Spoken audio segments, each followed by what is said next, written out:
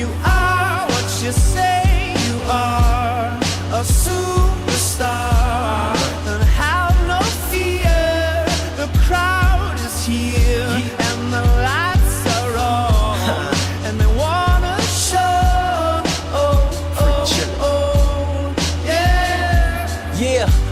A fresh, cool young Lou, trying to cash his microphone check 212. Wanna believe my own hype, but it's too untrue. The world brought me to my knees, what have you brung you? Did you improve on the design, did you do something new? Thank you guys for joining us for another episode of State of the Jungle, presented by the Right Way Sports Network. I'm your host, Malik Wright, joined by my co-host, as always. We've got Evan, we've got Logan, and we've got a jam-packed show, as always. Make sure you guys do us a favor. Give this video a like and subscribe to the channel. Remember, I'd like to announce, every single time we go live, it's also simulcasted on the Right Way Sports Network's YouTube channel, where you guys can catch all of our content, especially if you want to keep up with everything that I do regularly. But boys, it is good to be with y'all. Comfy cozy down here in Malik's mansion. It is his secret bat cave. Secret bat cave. Sure. No, but this is exciting. This is a new era of State of the Jungle, and we want to thank you guys for spending your Wednesdays with us. Before we jump into the show, I think I probably should address the elephant in the room. Yeah. All right. New setup, everybody's probably wondering what's going on. You got a haircut?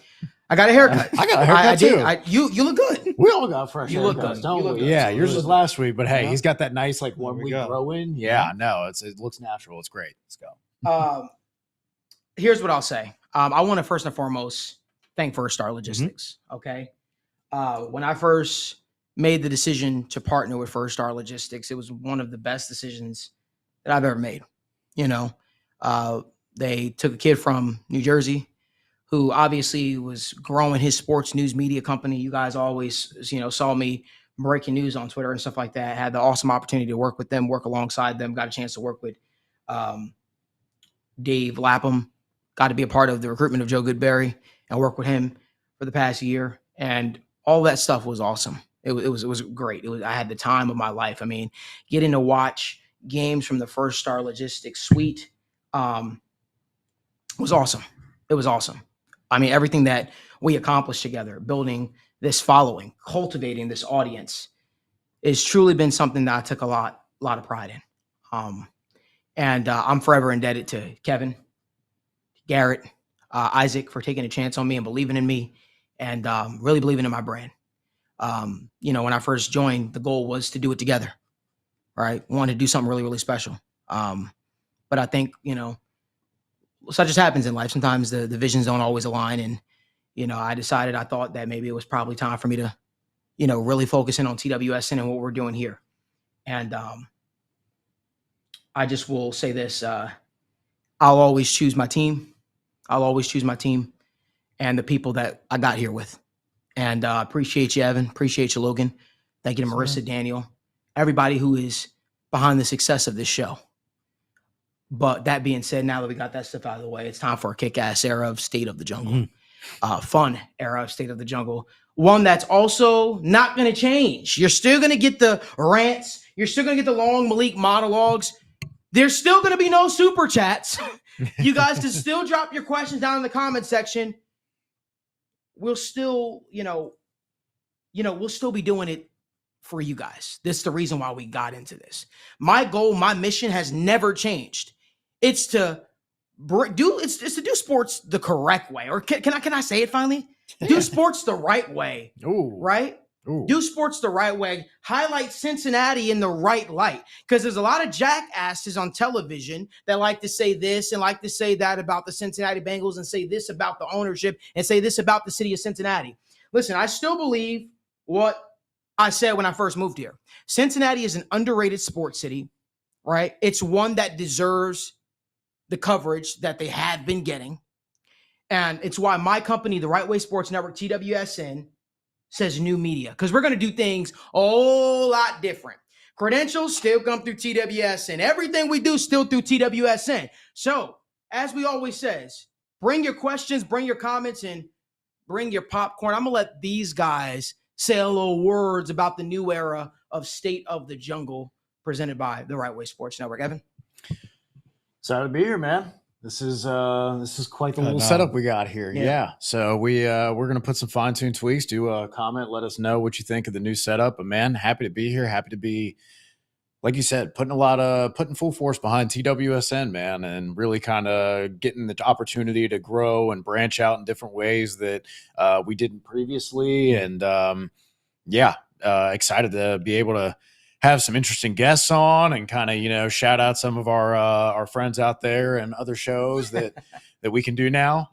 That's all very exciting. Obviously there's we had some great opportunities with First Star, but I think there's a lot of other opportunities that and doors that have opened to us now. And so very excited about that. Different events that we're going to be able to bring you guys, different content we're going to be able to bring you guys. So if you can help us keep that content rolling by liking, subscribing, sharing with your friends, we'd be happy to have you all. Thank you for joining us, sitting down in this comfy, cozy basement, just like you're sitting here chatting with us, talking with your friends. We love having you guys. Thank you for tuning in. Logan? Yeah, I mean, I've been here at TWSN for nearly 4 years now. A lot of conversations, a lot of thoughts, a lot of ideas, and it's finally time the thing's starting to come true a little bit, and it's awesome to see. And we're not done yet. That's the exciting part about it. We still got job's not finished. We still got so many things we want to do, so many cool opportunities ahead of us, and it's just those things are starting to become more and more reality. And it's an amazing feeling. So, I'm glad we're here, and I'm glad we're going to continue to get this opportunity to do what we love to do. I'm just, looking forward to what's next. Mm-hmm. Yeah, I'm really, really excited. I'm looking forward to what's next. I'm excited that you guys have decided to do this journey alongside with us. We've got my favorite rum joining us live on the show, Bamboo, and we're excited to pop that bad boy open at some point tonight. But before we jump in all that, before we get a little crazy, let's talk about some stuff, right? Cody Rhodes, who everybody's comparing Joe Burrow to, is like, his favorite saying is, so what do you want to talk about? That's what he always says, right? So I'll tell you what I want to talk about. I want to talk about everybody being up in arms. And by everybody, I don't mean people in Cincinnati. I don't mean the Cincinnati fan base. I mean, those people being up in arms and people saying, okay, what's up with Marrchase? Is Marrchase going to hold out? Is Marrchase really upset with the Bengals? Is Marrchase really going to play? And we're going to get to the whole media bias and all that crap on a regular basis. But I want to hear you guys touch on this take. Do you guys have any concern about Marrchase not suiting up for the Bengals this year, not playing for the Bengals this year? Logan, let's start with you. I mean, I'm not worried in the slightest, and not even in the absolute slightest will I ever worry about him being here. The Bengals, I know they get the rap of not paying people, but they pay their stars. They've done it for years, and they're going to continue to do it. Marrchase is arguably the best receiver in football. That's not a guy you just let walk out the door. If that was a thing that might happen, T. Higgins would be extended. All the contracts, everything would look completely different than what they are. But everything they've done, everything with contracts have been structured, have pointed to them building this team around Joe Burrow and Marrchase. And luckily common sense also tells you that as well. Like you don't have these amazing once in a lifetime players and you just let them walk out the door and not play. You're going to do everything in your power to keep them. And that's just what they're going to do. I'm literally not going to stress about it ever, to be honest with you. I'm not worried about it. He's going to play, he'll get extended, and he's going to be awesome. That's all I care about. He's going to be healthy.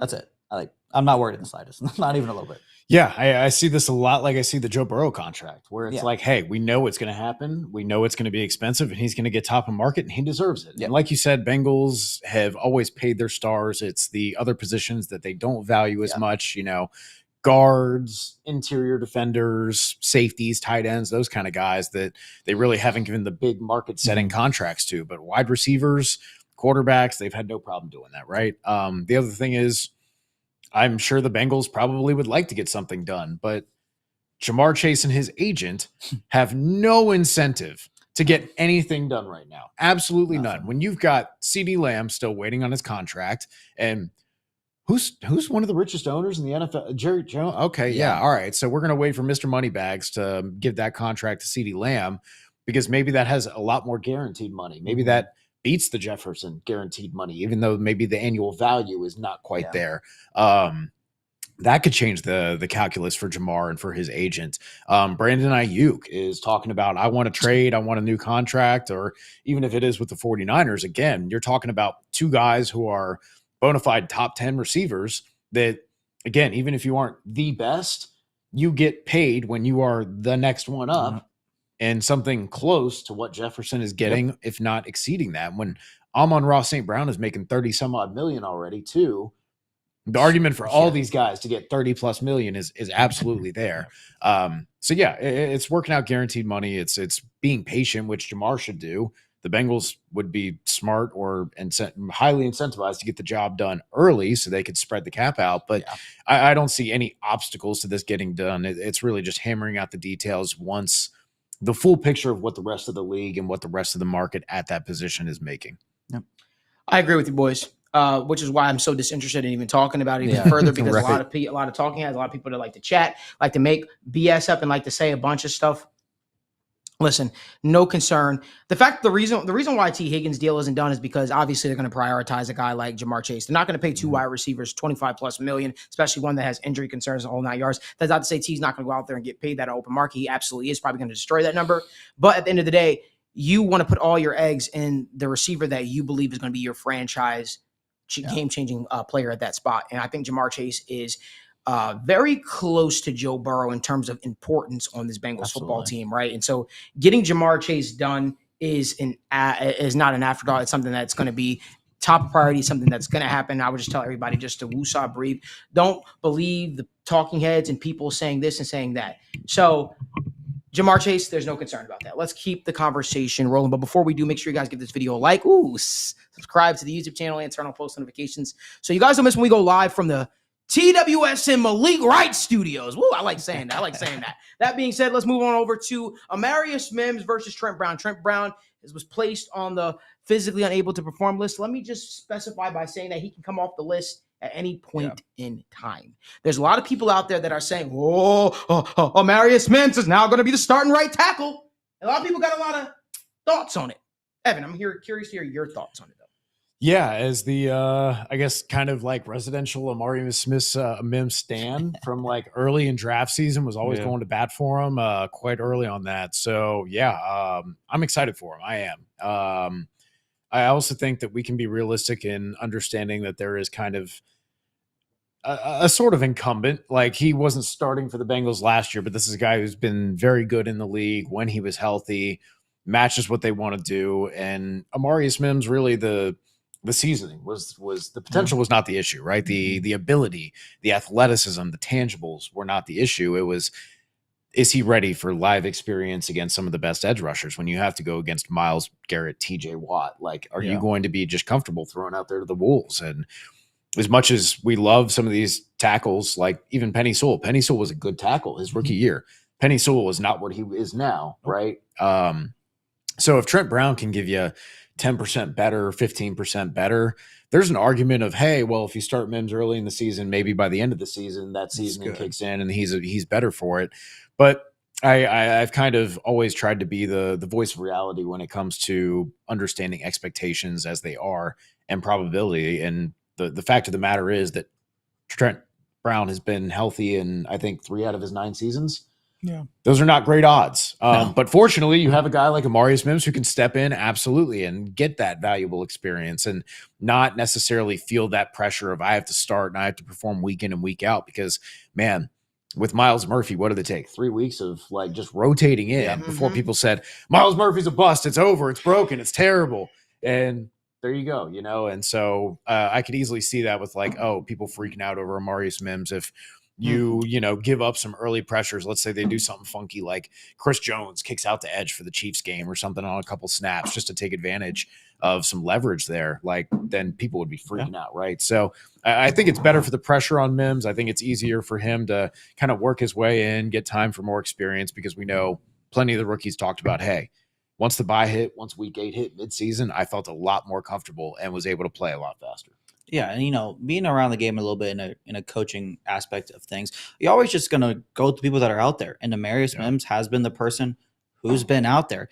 He's been the one making impressions. He's been the one actually out there doing things. So yeah, you're going to talk about him like he's your starting tackle because right now he just is. That doesn't mean he's going to be, but he's getting first team reps. He's doing all this stuff with the first team because right now that's what's in front of him. That's the reality of things. But that doesn't mean when tomorrow, next week, a month from now, when Trent Brown comes off the list, the conversation is probably just going to flip right back to Trent Brown being the starter. He's going to come in and take all the first team reps like everybody expected him to do all along. It's just right now, Marrchase Mims is the guy in the building. I know Trent Brown's there, but just lack of a better term, he's in the building. He's on the field. He's practicing. He's doing all these things.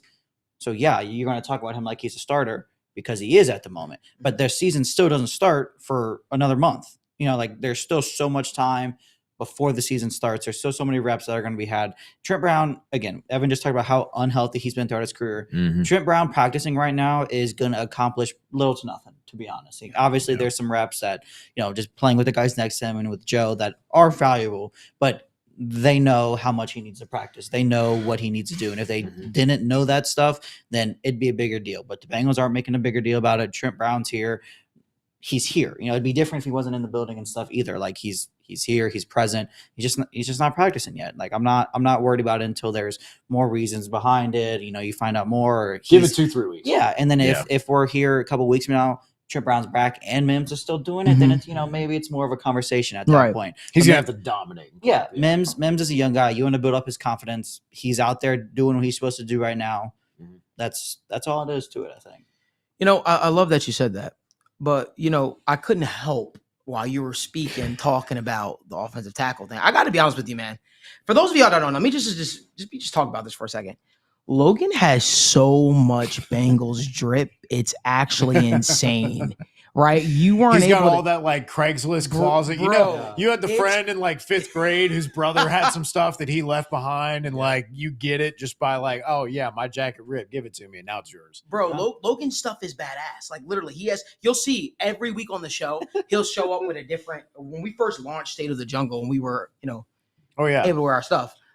He just show up in like just crisp white Bengals just starter jacket. And I'm like, it was the coolest stuff. And so like it's kind of weird to see him back wearing it and all that kind of stuff. And he's breaking it out. He's ready. He's excited about it. You had to take advantage of it. When the Bengals were bad, things were pretty cheap. Yeah. You just bought it. Now they're not bad anymore. So basically, you just stockpiled everything. You stockpiled everything, right? And now you're ready. I bought a lot of stock. You bought stocks. Yeah, you bought the Bengals Bitcoin when it was low, and now Bitcoin is some rewards as higher than it's ever been. Y'all are crazy, man. This show is crazy already. Anyway, as far as my level of concern, I'm sorry, boys, I already broke this out with y'all. But as far as my level of concern for the whole Marrchase Mims, Trent Brown thing, it's really no that I believe Trent Brown is going to be slotted at the right tackle position. I think this is a good situation though, because in the event, like Evan has talked about throughout the offseason, like we all have talked about. In the event that Trent Brown does go down, you already getting those live reps. You're already getting those live reps with a guy like Marrchase Mims out there. And honestly, a guy that showed little film in college, you want to get him as many reps as possible for the just in case factor. So I want to just caution everybody. Like this is a good thing. This is a good thing in terms of he's getting the reps, he's getting the experience, he's getting to hear Joe's voice. He's getting to hear Joe's voice on a regular basis, right? So that way, let's say week 3 hits, week 4 hits, week 5, week 8 hits, and you get thrusted in that spot. Guess what? You know the cadence. And that's a part of the game that I feel like a lot of people kind of forget. The reason why it's so important for offensive line to gel together, it's not because they don't know what they're doing. It's because you sort of know the movement of the guy next to you, but more importantly, you know the quarterback's cadence. You know what to expect from that quarterback. Something just fell, and I think a producer, Marissa, knew it was falling already. It's all right. It's a makeshift studio. We don't got to make things perfect. It's all good. I don't give a damn. But the fact of the matter is, I think a lot of people have to look at it from this perspective. Getting those reps, hearing those cadence, hearing Joe Burrow's voice, this is all positive things. These are all positive things, right? So, again, I'm personally happy for it because a guy like Mims, who only played 7 games in college football, he's going to undoubtedly have some rust on him.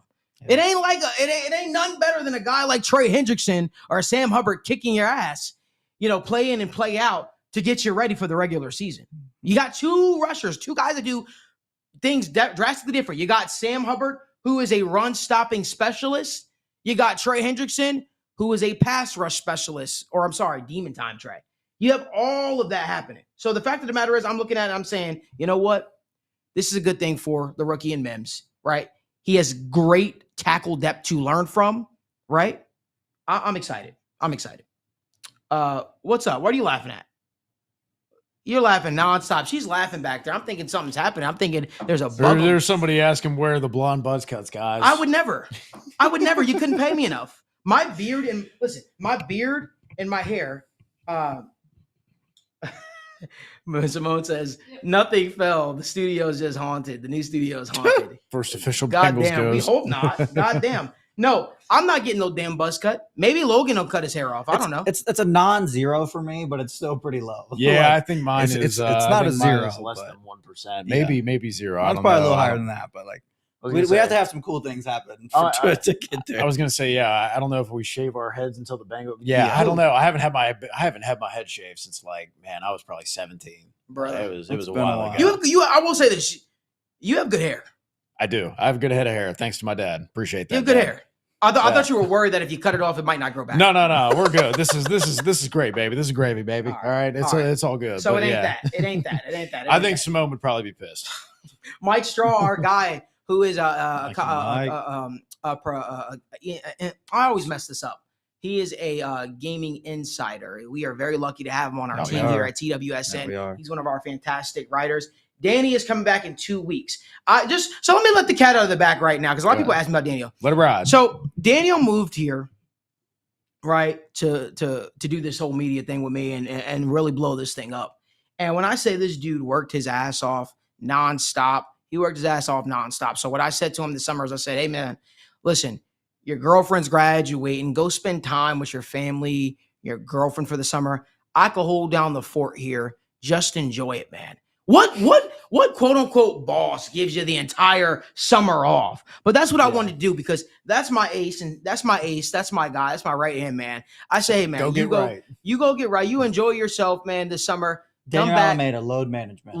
Daniel's on load management. Daniel is a load management specialist, but in all seriousness, no. We wanted to just give him the summer to just enjoy himself, hang out with his family. You know, he is a West Coast boy, so for him, He is. it's not like you're in the East Coast. You're in the Midwest, right? It's a lot for him, right? But you guys should see him now. We were on a business meeting call a couple days ago, and he's got his tan back going and all that kind of stuff like that. He's looking like a Cali boy again. So he's excited to get back, man. But come back with his clunky Jordans and flat. He'll come back. He'll come back with him. He'll come back with him. Come back with a fresh lid. He had a whole birthday out there and everything like that. But Daniel will be back soon enough. I know he's the most popular member on the show. He'll be back soon enough.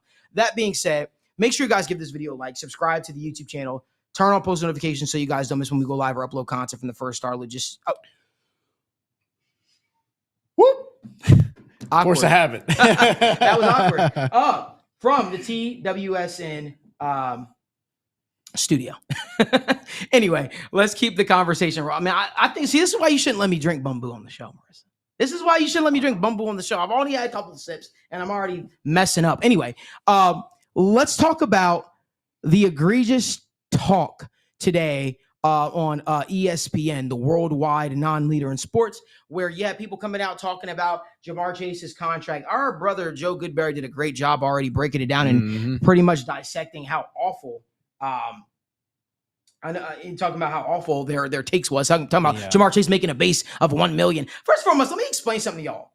You guys were saying all this stuff about how, quote unquote, I believe this comments was, Marrchase playing on $1 million salary is egregious. No way you should do that. Guys, there is something called a rookie contract that the rate is kind of already fixed in. Right. It's not like the Bengals said. Crazy. It's not like the Bengals said, hey, Jamar, even though we drafted you with the 5th overall pick, we're going to give you a base salary of $1 million because we're just cheap. It's not like they did that. That's not what they did. The NFL, that is how it is structured for draft picks. These contracts are already fixed the way that they are. So you mean to tell me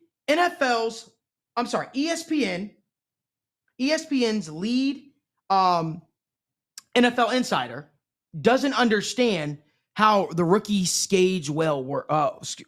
you know what I'm trying to say. This rookie scale. NFL mouthpiece? The rookie wage scale works. The NFL mouthpiece for Yeah, ESPN. He doesn't that understand how that works. To me, I'm just trying to understand, how can you get up on a show, you dress in a suit, you go into a fancy studio, you spew a bunch of garbage. I'm not worried about the Bengals fan base, but this is why the Bengals have a negative reputation in amongst other NFL fans. It's why other quote unquote analysts will get on their shows and spew the same garbage that they hear from a guy like Schefter, because they believe that you know what you're talking about. Nobody fact checks. Nobody fact checks. Mm-hmm. Never mind that they had a scroll bar come across the television saying the Bengals exercise the player option, the whole night. So I'm just trying to understand exactly, what is it that you're hoping to gain? What is it that you're hoping to gain by spewing such garbage? And to me, I think this speaks to a greater issue.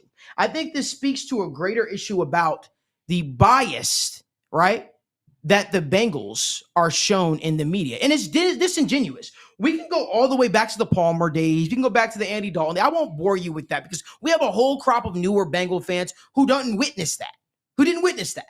So let's talk about the Joe Burrow days. Let's talk about how they were saying Joe Burrow shouldn't even play in Cincinnati. Cincinnati is a dumpster organization. Cincinnati, he should force his way out. Let me explain this to people. Not to Bengals fans, to people, because we have a broad outreach. So I hope that this reaches said people. You know, when a team sucks and they get the quote unquote first overall pick in the draft, it happens in the NFL. The team that sucks the worst gets the first overall pick in the draft, unless you're like the Rams and you trade your first round pick over and over and over again. What happens is that player that they decide to draft, they hope that that player could be franchise transcendent for said team, so that said team is no longer the worst team in the NFL. It's rocket science the way it works. It's amazing the way it works. Isn't it crazy how that works, guys? You get the first overall pick. You draft a player that is really damn good, that is worthy of the first overall pick, that any other team would be lucky to have, with the hopes that that player would uplift your team out of obscurity. But if you're the Bengals and you have the first overall pick, said player should say, I don't want to play there. Make it make sense. Do the Browns get that same treatment that have had more head coaches than a little bit, more starting quarterbacks in the last 10 years than any team in the National Football League? But the Bengals do. The Bengals do. And let me tell you why I think that is. And I'm going somewhere with this.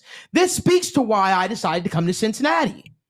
To destroy the bullshit narrative by so many of my colleagues and friends in the media. And I say colleagues and friends in the media because these are the same people that, guess what? When we get our credentials and we go to the combine, I'm out at night at Prime, hanging out with, partying with, the whole 9 yards. Even though I don't party, I kind of just chill and just watch everybody act like idiots. These are the same people that get up on a national stage and spew garbage, and everybody says, oh, that's Cincinnati for you. That is what happens. So for me, I'm looking at it, I'm like, you spew garbage, you didn't even say Mike Brown's entire quote. You said the part that you thought was the most clickbaitish. Mm-hmm. You see, I know these people. I talk to these people. Yeah. And it 100% is an angle. And listen, I'm a little bit of, I like to do some investigative journalism every now and again. Now, why would they do that? I can't help but believe it's because they know they can get a reaction out of Bengals fans. Guess what? Whenever ratings and clicks are needed, whenever ratings are dipping, guess what? They start talking about the Bengals, typically in a negative light, because they know that the Cincinnati Bengals have one of the most active fan bases on social media. And that narrative that they spin is what is going to get people to click, is what's going to get people to tune in. And guess what? Their producers, the higher ups, the establishment won't come down on your head talking about how your ratings suck. So I'm convinced at this point, a lot of people talk about Cincinnati in negative light, not because they don't believe it. How could you believe it, right? This is the same team that has, with Joe Burrow healthy, went to a Super Bowl, went to an AFC championship, had their 3-1 against Patrick Mahomes. Joe Burrow is. Shocker, right? Listen, they're that same team. They're that same team. So how could you speak so poorly about that team, the only team that has proven to be able to stop the dynasty of the Kansas City Chiefs, unless you know what I know? You know what I know. And it's Bengals fans are clamoring for us to talk about them. So let's give them something to talk about. That's literally what I think it is. They know they'll get a reaction out of you, all the different aggregators on Bengals Twitter, they know for a fact they'll get a reaction out of you. So they'll spew nonsense, they'll spew garbage, and then they'll get people like me with a hot mic and a company to talk about them on my Bengals show. Bravo to you, Ryan. Bravo to you, Adam. You guys did a great job, but I just think that you guys are being a little bit disingenuous when you talk about the Bengals. Evan? I think you made a great point there that when you hear this stuff, right, from these insiders, usually they're getting something from the team who wants something put out there regarding the contract, right? Or you're getting something from the agent for the player, right? Someone here is trying to get some leverage by leaking something to Adam. And I think you're on to something there, Malik, because it's got to be engagement, because we know the Bengals aren't talking to Adam Schefter. No. And we know that marrchase and his agent, it only behooves them to wait on the contract right now. We talked about it earlier. He could make $5-6 million per year. So $25 million of over the contract, and maybe another $20 million guaranteed. You're talking about all that money on the table right now. They're waiting. Yep. So I know Marrchase and his agent aren't riled up and leaking stuff to Adam Schefter and being like, go on national TV and do something. So again, what does it go back to? He's just saying shit. They're saying shit to get this engagement. It's like you said, disingenuous. Joe pointed it out. When you're talking about Marrchase and his base salary, you're not even talking about what he's actually going to be making this year, which is $5 million. It's weird. Wait, say that again? It's $5 million. It's $4.8 million guaranteed salary. It's so weird how Adam Schefter might have left off the $3.8 million roster bonus that Jamar gets for just being on the roster. That's so strange to me. Why would he do that? Maybe he's not good with numbers, man. I'll tell you what, man. I have read books. Brad Spielberger, I've picked his brain, a very smart guy about contracts. Mm-hmm. They're still confusing as hell. Yeah. But lovely website Over the Cap there that Brad and Jason Fitzgerald do. Awesome. Makes it really, really easy for us and puts it in big, bold letters of, hey, here's the different numbers you're getting. So, maybe he just saw base salary and freaked out and forgot to look a little bit more to the right where it says, hey, he's actually getting $4.8 million this year. But that kills the narrative, doesn't it? So, like Malik said, I think this is about engagement, and I don't think this is Mike Brown or Marrchase or anything being involved in this situation and reaching out to him. And it's a tight-knit organization. Like Troy Walters is not doing this, right? Like the guys who want to be offensive coordinators and coaches in the next couple of years are not just doing this. Everybody's on the same page here in this organization. So it's engagement, and it's just wrong. Like it's just flat out wrong. Like he's not going to be making $1 million. He's going to be making $5 million. And guess what? He's going to be making 20 next year because like Malik said, he's going to be making how much next year? $21 million. But he has a base of $1 million. I know. What do you mean? Crazy. Yeah, I know. And yeah, it's just $19 million in signing bonus too that he already got. That is prorated over these years. So it just acting like they're just paying him peanuts while he's out here doing this. It's wrong. It's just flat out wrong. Yeah. I think a lot of it to me is really just ignorance. Like I think when you are wrong about something, you can either do one or two things. You can either admit you're wrong and just be a man about it and own it, take it on the chin, whatever. Or you can just continue to act like you're right and keep digging yourself a hole. And you Max Kellerman. Yeah. And you don't want to admit that you're wrong. And that's just, Malik alluded to it. Everybody wanted Joe Burrow not to come to Cincinnati, not to come to Cincinnati, not to come to Cincinnati. We're not going to pay him. We're not going to pay him. We're not going to pay him. We're not going to have success. All these things. Well, we've had success and now we've paid him. So now it's like, now what? oh, it's marrchase. They should have taken Penei Sewell over him. We needed offensive linemen so bad. But now marrchase is here. He's awesome. He's one of the best receivers in the league. He's played in the Super Bowl. He's done all these things. But now, we got to continue to make it negative. The Bengals aren't going to pay him. The Bengals aren't going to pay him. The Bengals aren't going to pay him. It's okay just to admit you were wrong about something. Mm-hmm. That like we've all been there. We've all had hills we wanted to die on just for whatever stupid reasons. But it's well past the time just to admit you guys were wrong about something. Like nobody's going to take you for any less just because, you were wrong about it. It's not like any of these situations were like crazy thoughts back then. Like they were dumb back then, but at least there's some pathways of, logical thinking there. But now it's just, you just continue to make yourself look dumber and dumber for no reason. Like there's just no reason to think these things are wrong. There's nothing about it that has common sense behind it. And that's the annoying part. It'd be different if there was like a sliver of like, oh, maybe I can kind of see what he's coming from. But I'll tell you what you get, Logan. You get 31 other franchises with fans all just commenting poverty franchise, and then Bengals fans all in the comments going, this is just not true. Literally, like it's just, at the end of the day, 20 million is a lot bigger than one. And if you can't realize that, then you can't realize that. That's not an us problem at the end of the day. That's a you problem, bud. Right. I guess every rookie wide receiver should refuse to step onto the field in his fourth year because he's getting a $1 million. AJ Brown should refuse to step off on the football field, right?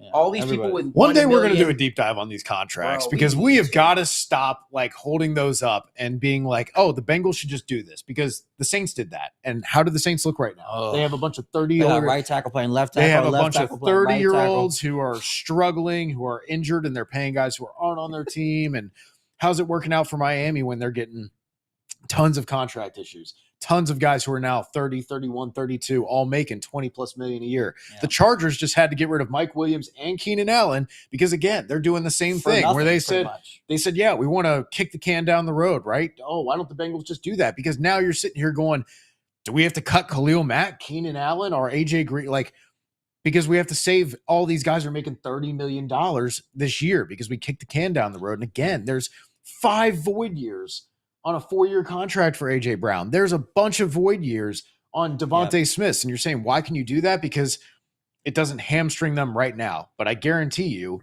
in 5-6 years, even 3 years, when these guys maybe aren't on the team, maybe they have a Brandon Ayuk situation. Maybe the other 3 or 4 guys that you have start having injuries. You're going to be sitting there paying $20, $30 million more than you want to be for your players. And then you're going to have to start making some really tough choices. Yeah. And, honestly, just Bengals they don't do business like that. They don't. All these teams are teams. 28 other franchises don't do it. That's what I'm saying. Like, we've seen so many people push their eggs all into one basket, and that's just not what the Bengals have ever done. And that's just not really what. Even the Cowboys don't do that. They have more money than anybody. Yeah. It just really doesn't make too much sense to me, man. Like, at the end of the day, the Bengals are trying to build long-term success. They're trying to build an everlasting thing, and that's end of it. That's what you want to do. They're not going in for 1, 2, 3 year window. They want to be here for the long run. Right. Malik, you trying to service up some bumbu? Yeah, we're gonna try. Gosh, man, this is gonna take me back to Florida here a little bit. Yeah. Man. There you go. Here you go. Listen, you guys know I don't drink. That's that spice rum. Yeah, we got Malik. Malik's drinking over here. But that was good. If it's a special occasion, I'll oblige. It is a special occasion. Listen, we did a lot of great work with First Star Logistics the last couple of years, and I'm really proud of the audience that we cultivated. Because when I first moved here, I was like, I'm never going to do a Bengal show. Here I am doing a Bengal show. And it wouldn't be possible without them pushing me. That being said, Bamboo. This is a celebration to a new era of State of the Jungle presented by our company, the Right Way Sports Network. Here. Everything that is to come in the future, everything that is on the horizon. I'm excited to go into another season with you guys about this as training camp kicked off. We're about to kick off our season. Yep. And let me just say this really, really quickly before we do our toast. We'll still be going to games. That ain't going to change. Matter of fact, we'll be going to more games together, I believe. Woo! Both home and away. But the best part about it is, honestly, I'll be honest with you guys, I really, really, really, really, really, really, really like doing watching games at home too. Something comfortable about it. Yeah. And I'm looking forward to consistently bringing you guys recap shows after every single game, talking it through, talking about the highs and lows of the season, the good, the bad, and the ugly. And I just appreciate y'all joining us on this journey. And everybody's saying they like the bamboo. We should make a bamboo and a sponsor on the show. That's what we should do. Man, we should have them that, come man. in. Like, I'm not listen, we'll talk about that. We'll see. Right? Me and the boys will always get together and we'll figure it out together as a team. But to new beginnings, to us doing something special. We're about to get to your questions. I promise. So make sure you guys drop your questions down in the comment section. But to new beginnings, to the entire team, to Marissa, to Daniel, to Evan, to Logan, to TWSN. Here it is, boys. Here. Cheers.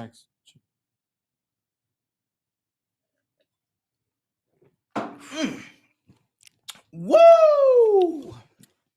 As somebody who doesn't drink, that wasn't too bad. Tell you what, man, I'm glad it's bamboo because if it was Captain Morgan, I mean, a bad night when I was about 18 years old, I probably would keep that from happening to where I might need a bucket next to me after that one. Man, that was good, man. Yeah, man. Michael Rolfe says, my guy, Michael Rolfe, who's always a fan of the show, says, Malik, Logan, and Evan, you all are perpetually invited to dinner. Invited to Sunday night dinner at my place. Man, we appreciate. Give us the invite. We'll show up. Give us the invite. We'll show. We'll definitely be doing a lot more stuff in the Everybody city. Invite us to your barbecues. If you're smoking ribs for 24 hours, if you're getting that good brisket going, invite us down there too. So let's get to some questions, man. We're getting some great questions. Guys, drop some questions in the comment section. Give this video a like, subscribe to the YouTube channel, turn on post notifications. You guys know the drill. Let's get to some questions in here. Somebody says, our guy Just Shrek says, what should we expect from TWSN going forward? So let me just explain this. TWSN is called the Right Way Sports Network media company. I launched in 2018. We have writers based all around the country. We have people who cover NFL, UFC, NBA, college football. We have a lead NBA writer right here in our vicinity, and Isabel McCarthy. She does a great job at what she does. We're really, really proud of her. You can see nonstop content coming along, going forward. All my content that you guys saw me doing will be content that I'll be doing for this YouTube channel, but also I'll be doing for the Right Way Sports Network, finally putting my face to my brand. We'll still be doing giveaways. Guys, I don't know if you guys saw, but we're doing a fantasy football league giveaway. Not fantasy football league giveaway, but a fantasy football thing where all you have to do is follow me, but more importantly, follow TWSN and comment on that post, hashtag TWSN. We're giving the first place prize winner $2,000, the second place prize winner $1,000, and everybody who participates in it is getting $100 just for participating and for the cause of competition. So we've got so much stuff on the horizon, but literally we are a media company. We've been building this since 2018. You could expect articles, content nonstop happening, giveaways, but our company is different in the sense that we want to actually include you guys in the conversation. A lot like how you guys saw us build State the Jungle up. This is how we build TWSN up. We want to include you guys in everything we do. So literally, we've got a lot of stuff on the horizon. I'm really, really excited for. That's why everything is coming up under this banner. And I'm excited to also announce the Wright Bet is coming back. Woo! Our betting show is coming back. We'll be bringing it to you guys live. We got a new website coming, a new mobile app coming. So there's a lot of cool things that is coming on the horizon for the Right Way Sports Network, for TWSN. I'm just really, really excited. I do think that I'm going to bring back an NFL show. See, people are asking about it. Me and the boys were talking about it. Hey, should we bring these guys, should we bring it in and do an NFL show? This is things that these are so much stuff that we want to do. And I get to really share this part of my journey with you guys, man. I'm really, really excited about. Could do some live shows, some live watch parties. Oh yeah, man. We're going to be doing some live watch parties, man. I've always wanted to do like some Bengal live watch things and kind of give our analysis on things as the game is happening. We can test it out in the preseason or something. Man. I'm going to be really, really excited about it. But let's keep the conversation rolling. Let's get some more questions. Somebody says, you guys coming to KC for week 2, would love to tailgate with you guys. I'm being honest with you. I'm talking about it. KC hates me. I believe in my whole heart. If I go to Kansas City, I'll get jumped. Don't they have your picture up in like all the barbecue places? Like, don't let this man KC, in here. I know my picture on the wall when y'all cook up. Listen, I know they hate me. I know they can't stand me. They probably want to see me get beat up or something out there. But listen, I'm Cincinnati's insider. You can't beat me, brother. So I hope that there's none. I hope that there's none of that going on. But no. See, listen. This show is fun, man. We're gonna have a lot of fun on this show. Yeah, Malik may be drunk. No, I'm not. He's not. I promise you. But maybe. But maybe, who knows? Okay, let's keep it going. Let's get some more questions. Did you not just hear what was discussed by Malik the past? Oh, okay. Sorry, I don't know what that is about. Malik, you added me to the fantasy league. I told you, man. We're it's all gonna be a complete draft shuffling. We don't know who's gonna be the victor. Let's keep the conversation rolling. Who is gonna be the kick returner, or is it too early to know? You guys got any thoughts on that? Who might be kick returner for the Bengals? Maybe Chris Evans, assuming a guy like Samaje Perine doesn't get cut and then signed by the Bengals, right? Samaje Perine as a kick returner would be. Well, no, I think he was just saying. No. Chris Evans. Okay. If Chris Evans remains on the roster, not Samaje because Perine. No. What else is Chris Evans doing at this point, right? Charlie Jones was doing a little bit of return stuff, has some good ability, but at the same time, now with the new kickoff rules, that's going to be part of the exciting thing, right? Yeah. Where I know a lot of people are going to be thinking about putting running backs back there. Yeah, I could see Chase Brown getting back there a little bit. Chase Brown with his speed getting back there. I mean, Shedrick Jackson, let's go. I was going to say, anybody who's got that shiftiness, but also that bulk, because you're going to be taking a lot more direct hits. You're probably going to have a lot more physical contact down there. You're going to want to be built for that. And having, before you used to have Pat Man go back there and do it sometimes, or you might have some of your more slender wide receivers for the speed element, but understanding that there's probably going to be a little more physicality involved in those kick returns. Sometimes you're probably maybe going to want to lean toward a guy with more tackle breaking ability. Yeah, I could see. I mean, we talked about Charlie Jones was great punt returner last year. I know it's a little different now. The new rules kind of throw a pretty unexpected wrinkle into it. We don't really know how they're going to I give it to like week 8 until Sean McVay comes out with some goofy shit. Yeah. Whoever cracks the code of this special teams first is going to have massive success this season. Like that's how it always is. It's going to be Kyle Shanahan or Sean McVay. It's going to be guaranteed. It's going to be a weapon though. In late in games when you're like, hey, we need something here, like on the kickoff return, let's try a jet sweep. It'll be somebody you don't expect. Let's try the little lateral. It's going to separate teams and quickly. Switch the leverage. Absolutely. I'm really interested to see how all that plays out. But I think Chase Brown's a good name to throw out there. I know the running back depth's a little weary, so maybe they're a little more hesitant there. But, I mean, at the end of the day, at least Charlie Jones is who I'd expect right now. Somebody asked me this question. I got Michael Rolfe. I should say stop saying somebody. I should just read the name. Sorry, Mike. He says, are you guys interested in doing remote shows? Yeah. To be honest with you, guys, when I say I have had visions, man. I wanted to bring a college game day style show to Cincinnati.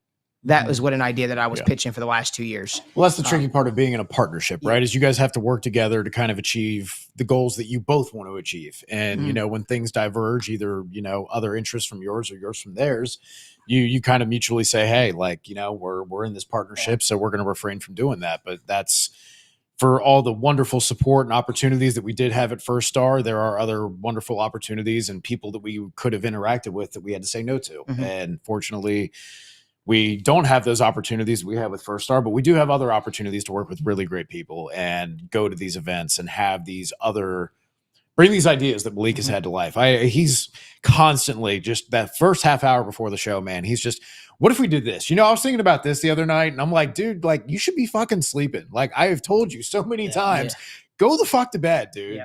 Yeah. But no, we have a lot of cool stuff. I know Malik's got a lot of great ideas. Now we have the opportunity to bring a lot of that to life, man. So glad to hear you guys are excited. We're really excited about all the opportunities and different things that we can do too. Yes, sir. Really, really excited about it. And I appreciate that you guys are really sticking with our content too and liking our content. A game day live with Malik sounds like a lot of fun. I don't know. I think I'm unhinged on game days, man. You know what it is? Because during the game starts, I'm quiet. I'm like a football coach. I don't celebrate. Well, that's not true. I celebrate if something big happens. Like I can tell you the few times that I actually celebrated during a game the last 2 years. And it was because a really, really big moment happened. But typically I'm really like reserved and very quiet and never get too high, never get too low, always stay even keeled. That's just always been something that, we'll see. That's just my thoughts. Let's get to some more questions. If we have any. Mercy, do we have any, we said the kick returner. We said kick returner. Huh? She texted him to you. Oh, text him. Okay. She texted it to me. Well, you could speak now, Marissa. It's fine now. It's fine. We'll get your producer's mic too. Somebody said our guy Mike Bowles said I haven't heard much about Matt Lee. Any insight on him? I was hoping he would push Karras and make them think about moving him to guard in place of Olsen. I'll be honest with you. The moment they re-signed Ted Karras, all those bets were off the table. That's not happening. Yeah. Ted Karras is going to be the center here in Cincinnati for for the time that he's a center here in Cincinnati. Matt Lee is a guy, I told you guys, I like him. I thought he was a great value pick. I thought the Bengals got a lot of value on him. I think that the only issue that I felt he struggled with at times, I felt like he struggled with being a true anchor. I felt like his lower body was a little bit weak. Yeah, he's small. He's a smaller guy, right? He's a guy he's more of an that athlete. his hands are always in the right place. Good at getting to the second level. A true technician. He's a technician. He's what Evan is on this show when it comes to spewing down stats and PFF data. He's a technician at what he does. But Matt I think Matt it's Lee, important to remember that like they've been doing stretches and shorts, just like getting used to. Yeah. And that's part of why they've been generally pretty healthy in the offseason is because you don't ramp up too quick, right? Like even if you have been training in the offseason, you got to get used to doing football movements again, right? And that's just a good thing that they do. But as a result, we don't get, real competition, right? So for all these different, who wins out here and there, we're going to get a lot more information. Maybe not this week, but like next week, we're going to start seeing a lot more battles that have some value, some takeaways, some tangible stuff that we can say, hey, there might be something here, right? The same way that Jesse Bates did. Yep. It's maybe, we go, hey, like they were talking about with Yoshibas, hey, they're moving him around the formations a lot. He's looking pretty good. And suddenly maybe he is moving in and out of the slot on the boundary. That was strange to hear them talk about how comfortable they were with the slot when you heard. Remember, Jamar was one time like, oh, yeah, they don't move me into the slot all that much yet. They want me to figure some other stuff. So to hear that Yoshi in year 2 as a late round pick is already kind of where they feel comfortable with him there is really impressive. So very excited for what we get to know for the next couple of weeks as we get some more information and some real competition. Our guy Gary Jellison says, watching all the receivers take reps outside and in the slot, will there be more motion and movement under a pitcher to make mismatches? I believe so, but I don't think it's necessarily just because it's under pitcher. I just think pitchers come into a great situation where the offense is finally realizing its potential, and I feel like they've kind of had a lot of time together. So I feel like now we're starting to see what they could become together. Yeah. I think that obviously Zach and Pitch will be working together along with Burrow to kind of create an offense that could really be special. But I do believe we're going to see more motion. I think we're going to see a lot of Marrchase out of the slot. I think you're going to see a lot of trying to find mismatches and things that work. So I'm really, really pumped up about what this offense could look like. Anybody got anything else they want to add? I think just when it comes to the motion in general, like it's just how the NFL is nowadays. If you're not doing it, you're kind of just putting yourself at a disadvantage. Like, you don't have to motion so much, but like if you have a smart quarterback like Joe is, like you can really pick on these motions to get what you want pretty easily. You can use it to get open, or you can use it as eye candy. You can use it for so many different things. Like you use it to diagnose coverages and to get them to tell you what they're in. Like there's so many reasons to do it. Like it's just almost becoming something you're just going to have to do. So I think just in general, you should see more of it. I don't necessarily think it's going to be a pitcher thing. Maybe he does. He wants to do it a lot. Maybe he wants to do it very little. But you should almost definitely see more than you did last year. 49ers had a 72% pre-snap motion rate. Yeah. That's 3 out of every 4 plays they got somebody moving. And their offense was pretty And that makes you communicate. And what happens when you communicate, especially on the road? Sometimes you misunderstand each other. There's a miscommunication. And when you create that gives you the opportunities for coverage breakdowns, for explosive plays. And like Malik said, Joe Burrow's a smart guy. If he sees that defense is leaving a part of the field wide ass open, he will figure it out and he will make it work. So you just got to add as many variables as you can on offense to make the defense think. The more they think, the more they talk, right? The more likelihood of something going wrong. And that's all motion is. Exactly. 100%. Let's get to some more questions here. Bengals this is from Sean Brennan. Bengals get the Steelers in week 13. Do you expect Wilson to still be the starter, or are you expecting to see Fields the starting position? I think that Russell Wilson will be the starter for the Pittsburgh Steelers as long as he's healthy. As long as he's healthy out there. I think there will be performances where he probably struggles at points in time, and you'll get the Pittsburgh Steelers faithful clamoring for Fields to be out there. But I think it's gonna be one of those situations where like you got cooler heads prevail. I think that Russell Wilson will be the starter for the Pittsburgh Steelers. I think he's going to put up respectable numbers. I think this is a good spot for him, right? I like Russell a lot in Pittsburgh. And to be honest, like as a Bengals fan, I'd rather it be Justin Fields. I don't think he's good at football, period. So like, I mean, That's my 2 cents. But I think I'm it should be curious how that Russell wide Wilson. receiver room works out because I think, what is it, George Pickens and then Calvin Austin is your wide receiver too? I mean, you have Roman Wilson. They drafted Roman Wilson. They did. Okay, so Calvin Austin and Roman Wilson. Van Jefferson, I believe, is there. And Van Jefferson. All right, I'm not going to hate on Van Jefferson. He's good friends with my boy Cole. I can't. Hey, you're a solid player, man. There's got to be somebody else, right? That's what I kept saying. I mean, I guess they're probably going to go too tight into lot. They're probably going to go too tight into lot with Washington and Frymouth. They got Arthur Smith there. Just rely on the defense. Russell, we're going to run the ball. And we're going to rely on Jalen Warren and Najee Harris and 12. Yep. Mike Straw Media, our guy from TWSN. Go follow him. Go overwatch his work. Yes. He does a great, fantastic job. He says, "Is there any blame on Mike Brown for how he's been over the last 30 years? I feel like he's a big reason for the perception." Undoubtedly, he's a big reason for the perception. But ownership owns a little bit of responsibility. 100%. And I think that honestly, I think the Carson Palmer thing really put a huge stain on the Bengals. Mm-hmm.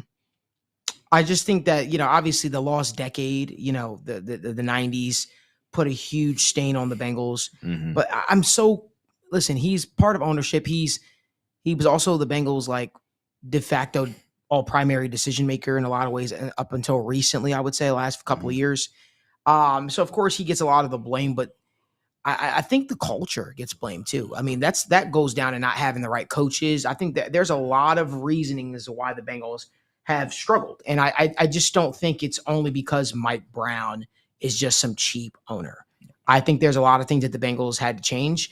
I remember when I put a tweet out and I said, I believe Marvin Lewis at some point or another is going to find himself in the Bengals Ring of Honor. I really believe that. And I think it might not show in the record book as far as playoff wins and all that goes. But when you talk about a guy that came in and really changed the culture and shifted the culture in Cincinnati, so Marvin Lewis did, man. It's what he did. And I think Marvin Lewis walked so Zach Taylor could run. And I think that's why you're seeing so much happen. I think people forget Marvin Lewis was the coach. And when I say people, I mean outside Bengals fans or newer Bengals fans. Marvin Lewis was the coach in Cincinnati for 16 years. Yeah. That's a long time.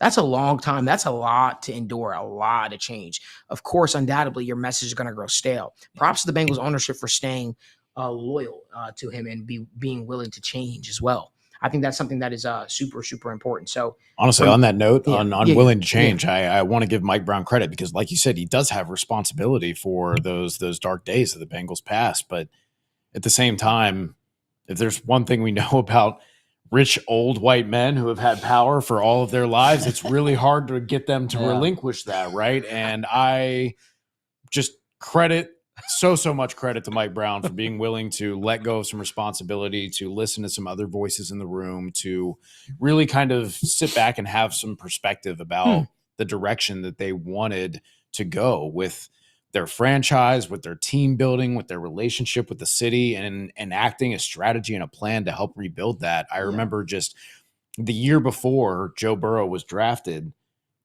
it just felt like tensions were so tough that fans were hanging banners on bridges telling them to sell the team, to bench these guys, to just it was tough, man. And I remember before Joe Burrow got drafted, even myself just kind of thinking like, man, the Bengals really might not win a Super Bowl in my lifetime. Yeah. And just, kind of coming to grips with that. And, thank God everything has kind of worked out the way it did. But again, just credit to Mike Brown for being willing to change this far into the modern age after being such a staple in the NFL for so long. So just he deserves credit for that. Oh, I agree. I think change. I think change and being a sponge and being able to allow more cooks in the kitchen and people bring you ideas is the more true, perspectives is good. Man. I think it's huge on leadership, awesome. And I think that's why we're seeing the wholesale change the Bengals have made. Change is good. At TWSN, I embrace change. I let these my name might be on the show. You might see the State of the Jungle, Malik Wright, Sitdown, Malik Wright. But these guys right here offer so much perspective for me often on the show and what we want this thing to look like and how we can include you guys more in the show. Could you imagine I put up a sign on the desk and said, I know it all. You guys don't know anything. We probably wouldn't be where we are. And the show probably wouldn't have lasted every single Wednesday outside of that one Wednesday in June where I went away and we still recorded something like, we wouldn't be as far as long. We wouldn't get along.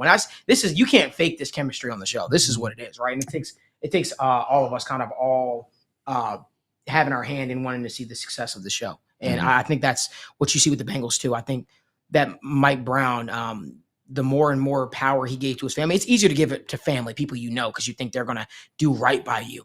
But I think that once you see that happen, it allows you to then be able to rely on other people and see what type of successes they can bring for you potentially. So I definitely see it from that perspective. We got a question here from Blake Meek, our guy, another esteemed writers here at TWSN. Shout out Blake. Shout out Blake, man. We appreciate you, man. He does fantastic work. Make sure you guys follow him on Twitter as well, or I'm sorry, X. But it says, how do you see the safety room playing out with Bell back now? I'll say this. I think Von Bell, I almost said Vontaze. I think Von Bell is not playing the bench for anyone, but I do believe that because I think that Lou really values him so much over the young safety room. I think you could see a scenario in which, though, let me go backtrack. I think you're still going to see a lot of Jordan Battle on the football field. Jordan Battle is a guy you're going to have a hard time keeping off. You're going to have a hard time keeping off. We might even see 3 safety looks. We might. It really depends on the style of matchup that the Bengals have and how they want to utilize. I think that this is a very versatile defensive back group, and I think it's one of those situations in which you could 100% see. I think that one could 100% see Von Bell's maybe listed as the starter, but not necessarily always. I could see a situation where him and Jordan Battle are kind of like splitting time. That's my opinion.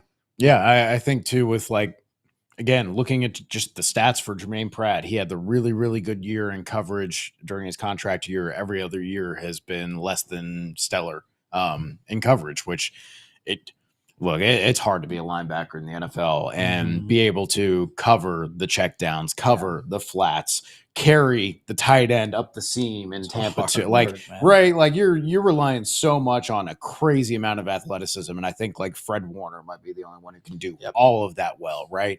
So I don't want to bag on him, but you are in the passing situations, in the obvious passing situations, I think we might see Jordan Battle come on the field for Jermaine Pratt. Just sprinkled in. Somebody just said that in the comment section, so they're cooking. We were talking the other day with Joe about this, Nick man. He says Battle will replace Pratt on 3rd downs. Nick, you are cooking, man. Good, man. Yeah, rotate in for 5-10 snaps with Von Bell. Rotate in for 5-10 snaps with Jermaine Pratt on obvious passing downs. And if you got, team is coming and passing under a 2-minute drill and just throwing the whole time, throw all those guys out there. Throw all of them out there with Dax Hill too and go like Joe was talking about, like they did in training camp a little bit, doing those 3-3-5 nickel package looks. And there is a way to get these guys on the field in the obvious passing downs. But again, I think rotating in, keeping Vaughn and Mike Hilton, these older guys fresh, I think their influence is going to be the best thing. I don't know if them being on the field all the time is going to be the best thing. I think at the end of the day, just having all the bodies, there's so much talent back there. You can just truly play them to their strengths. And I think that's going to benefit every single person in that room. That's going to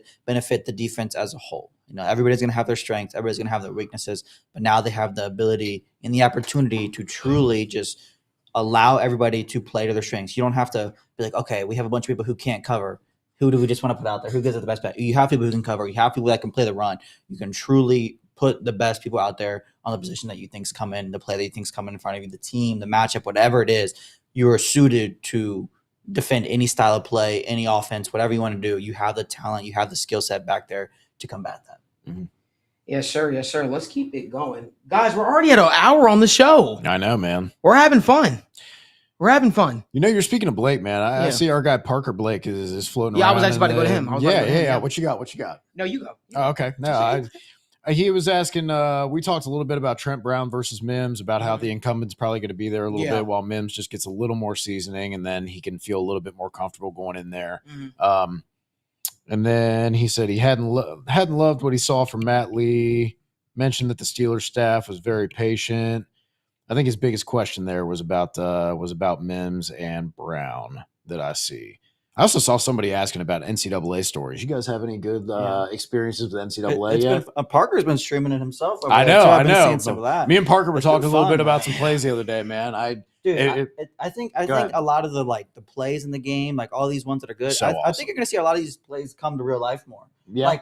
For sure. I think you're going to see some of these motions, some of these play designs, like they're legitimate plays. Like they are. I think that's my favorite part about the game is just the creativity the play calling allows you to do, just the style of plays in general. Like Madden has some fun ones, But like you have so many different unique playbooks, different, right? So many much different fun. formations. Like It's and like you can get like just as a coach or somebody plays, I can sit there and appreciate. Like I'm gonna jot that one down. Like it's just fun.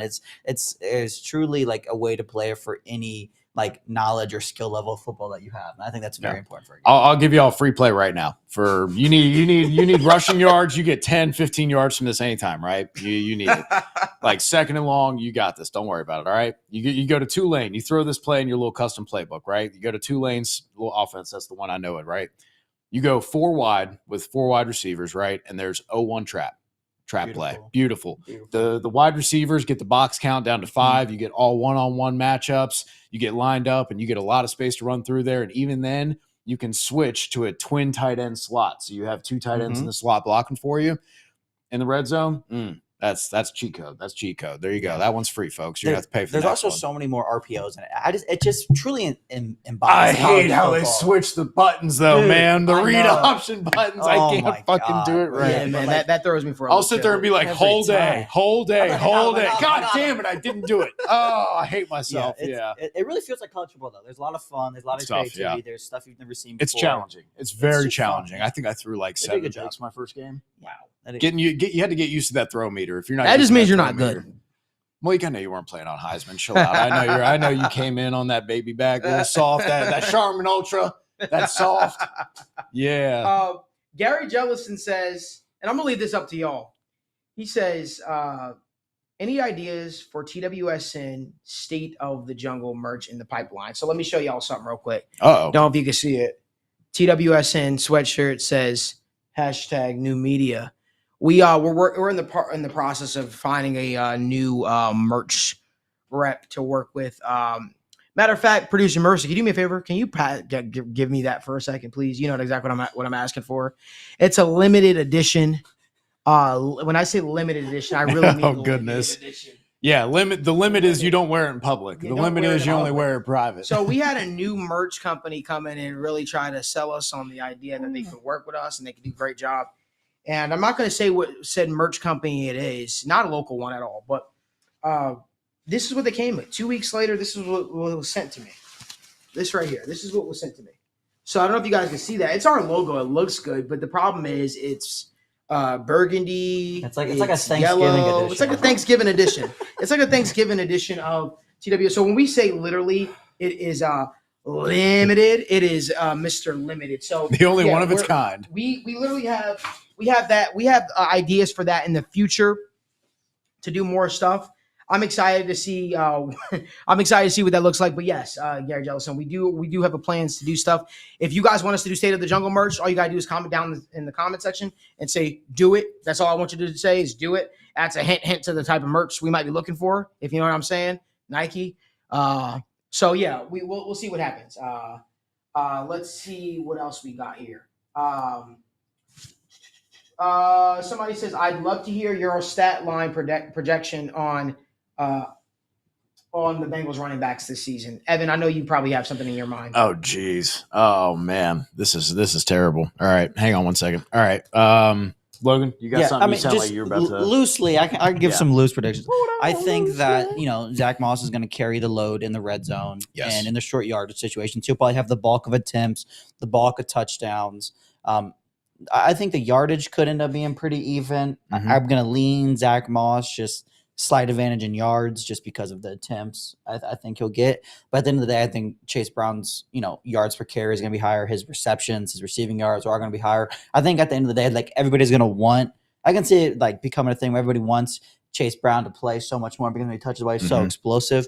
And people are going to act like Zach Moss isn't very good, but they have their roles. Zach Moss is going to pound in the short yardage. He's going to pass block. He's going to do all the dirty work, and he's going to let Chase Brown play into the role that he's capable and he can shine in. Like I talked about the safeties in the secondary, we can play people to their strengths. And I think that's something you can do in the running back room as well. That's, part of the benefit of having not necessarily a bell cow running back. You can get away with that in some places, but like in the league now, it's just like if you can have people with their strengths, and that's what the Bengals have in their running back room now. You can play people to their strengths. You can get the most out of them every rep. And I think that's going to benefit both of them. And you can get too comfortable with those outside runs at Zach Moss's speed, and then suddenly Chase Brown comes in, and you underestimate how quickly you need to get out there, what angle you need to take. Just looking at the stats, I look back at 2022 here, and Mixon and P. Ryan had a combined about 1,500 rushing yards and 350 carries. With that in mind, I'd say maybe like 180 to 150, 180 to 140 in Zach Moss's favor, like you said, for all the red zone touches. But I think that you're going to see better efficiency numbers and maybe even more total yardage when you talk about factoring in the receiving element for Chase Brown, just for the explosive playability and for the receiving element. So I'll say that let's say Zach Moss ends up with about 800 yards and, let's say maybe 10 touchdowns, maybe eight touchdowns, eight feels good. And then Chase Brown, maybe 4 touchdowns and another 700, 800 total yards. I like that. I think there's a lot of mouths to feed in this offense. Joe Burrow was just talking today saying this is the deepest room of weapons I've had. I said that's what it would be. I think you're thinking of Joe Burrow. I think you're thinking of Joe. You guys look alike a little bit, so maybe that's Joe Burrow. So we've got a comment. Somebody said, Malik, I need my weekly Mike Gesicki, Joe Burrow praise.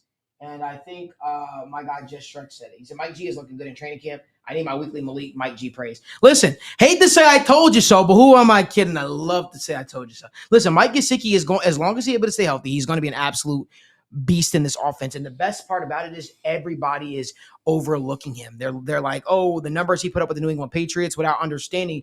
He had Mac Jones throwing to him. He had Bailey Zappi throwing to him. Like, he had a whole list of quarterbacks throwing to him, and none of them were named Joe Burrow. Mm-hmm. None of them were named Joe Burrow. Then they're like, oh, well, look at his Miami days. Well, look at what he did before the coach Mike McDaniels came in, who's notorious for not including tight ends. Listen, I think Mike Gesicki is going to have one of the best seasons of his professional career in Cincinnati. I think he's going to steal a lot of red zone targets away from Jamar Chase, a lot of red zone targets away from T. Higgins. I think that Mike Gesicki get up in double-digit touchdowns. And I've already been on record saying I believe Mike Gesicki is going to open up the season with 2 receiving touchdowns against the New England Patriots. Why? Because they can't cover anybody. That's just what I think. And revenge game. I think you're sleeping on the Pats defense. We'll talk about it in our week 1 preview coming later this. Maybe I like that plug. I like that. Listen, we've got so much planned for the TWSN studio. Really just my basement. But shameless. You ruined the magic. I ruined the magic, right? No, but if you guys do want us to come out with merch, seriously, just comment, do it in the comment section, please. Literally, just comment, do it, and we'll do it. Listen, we just want to. I just would hate to order mass of stuff that you guys would. That I'm like, oh, they would totally like this, and then everybody's like, it sucks, Malik. Because like the last thing we want, like we probably wind up giving out more merch than we actually would sell in it, because that's the kind of guy I am. I don't give a damn about making money off of it. We just appreciate you guys that you guys would want to hang out with us, and that you would even be. It's just cool to have somebody even want to rep your brand. Like, that's freaking amazing. But I want you guys to do it because you want to do it, not because we're like, hey, you got to pay for like that's just not what I want. Man, is Nike paying us? We've said do it quite a bit this. Yeah, right. Nike, drop us some money, man. What's going on with that? Nike don't pay me to say do it. I do it again. Yeah. Whatever. Pay me just to do it again. Another Drake reference. Somebody said stat projection for Jermaine Burton. I think Jermaine Burton is probably going to have 600 some odd yards receiving. Yeah, probably start out a little slower, and then I see him having a lot of like that kind of Jordan Addison complementary slot vertical role. And with that in mind, I think you're gonna have the big plays, but I think you might have a little trouble subsisting on that entirely. Yeah, he'll have a lot of zeros, and then he'll bust a 50-yard catch, and then Justin Jefferson had a little bit of injury stuff where Jordan Addison got some high target volume for a couple of weeks, and he had 900 yards and 10 touchdowns last year. So I think like. Again, a lot of people are going to be filling in for that slot role. I say 600 yards and 4 touchdowns. Yeah, I like that. Could see that. I'm trying to think, is there anything else that we need to get to? Anyway, listen. We want to thank you guys so much for tuning in to another episode of State of the Jungle presented by the Right Way Sports Network. Make sure you guys give this video a like, subscribe to the YouTube channel, turn on post notifications so you guys don't miss when we go live or upload content from the TWSN makeshift studio. Also, make sure you guys subscribe to TWSN on Twitter and follow me and the boys. But on TWSN Twitter, that is where you will see all the esteemed writers that we have here. We've got a lot of great stuff on the horizon. We have a mobile app coming out again. We're going to try part 2 of relaunching the mobile app. First time we launched it, kick ass, was great. Mobile but it was app it was two. number 2. It was just right. The first one was my god, it was very. It was very premature. It was very premature when we did it, but I'm really, really excited to be going on this journey with the boys. Really, really excited to see everything that we're about to accomplish, and we're proud that you guys are joining with us. We hope that you guys like the new setup. Daniel will be back soon, but not soon enough. But until then, guys, we want to thank you guys so much for joining in again. Subscribe to the YouTube channel, turn on post notifications, give this video a like, comment down below if you want us to come out with merch. But until next time on the show, Who Dey?